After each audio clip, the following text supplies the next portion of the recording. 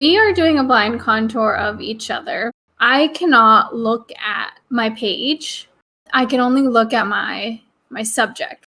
I have my hand on my computer screen so that I don't see what I'm drawing. Oh my gosh. I look like kind of sexy in yours, and I look like demonic in mine. You look like somebody gouged your eyes out. I really like to play with the width and darkness of my line, especially with these crayons. It's pretty easy to get a range. Oh my god, look at my drawing of you, Clara. Oh my god, I look so cool! You look like a potato. I do look like a potato. Am I a potato in your eyes? This sounds really strange, but I like to grip the paper. There's something about the tactility that I really like. Especially with blind contours, it helps to kind of keep track of where you are. I'm just like feeling around because that's all I have to go on.